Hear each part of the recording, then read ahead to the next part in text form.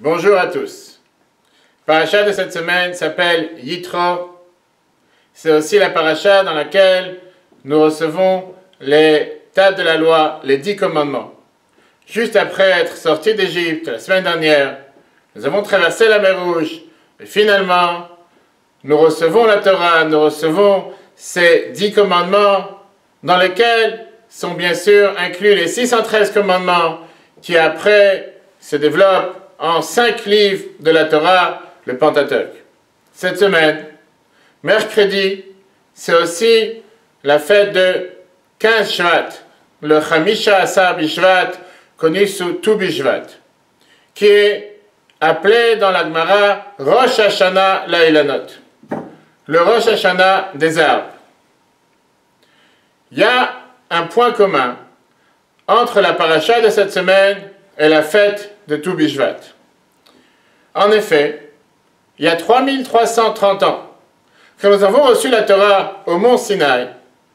La Torah n'était pas censée être un livre d'histoire, un épisode qui s'est passé alors dans le désert du Sinaï, mais bien au contraire, un enseignement pour pouvoir vivre quotidiennement avec la Torah, être attaché sans pouvoir se détacher des enseignements de la Torah et de la pratique des mitzvot.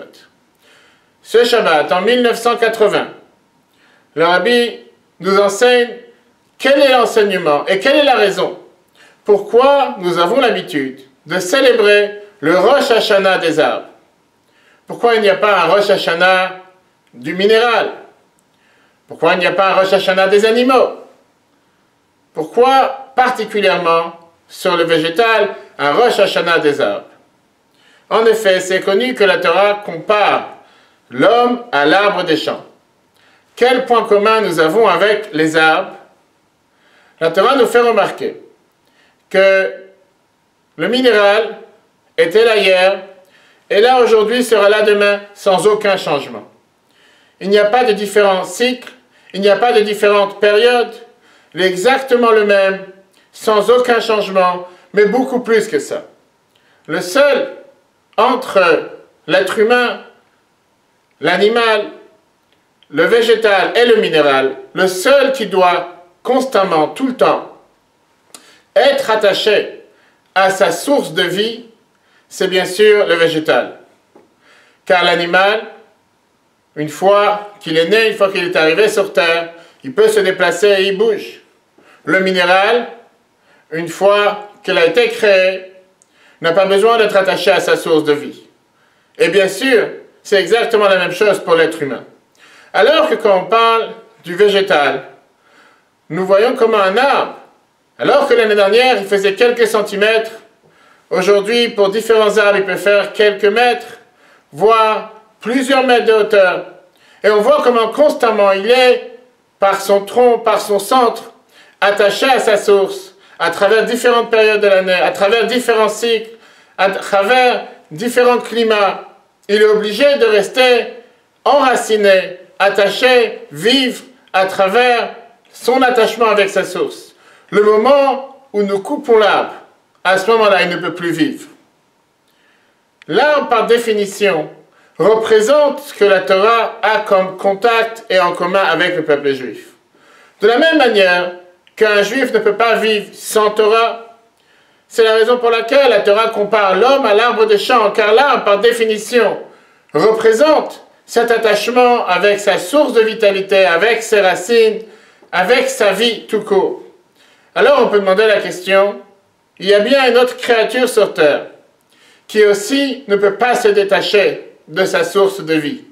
Et nous parlons bien ici des poissons. C'est très bien qu'un poisson ne peut pas vivre quand il sort de l'eau. Il est obligé d'être constamment dans l'eau. Alors pourquoi, si nous fêtons un Rosh Hashanah des arbres, nous ne fêtons pas un Rosh Hashanah des poissons? Et la réponse est très simple. Car même si les poissons, effectivement, sont obligés de rester tout le temps sous l'eau, par définition, la mer recouvre tout ce qu'il y a à l'intérieur.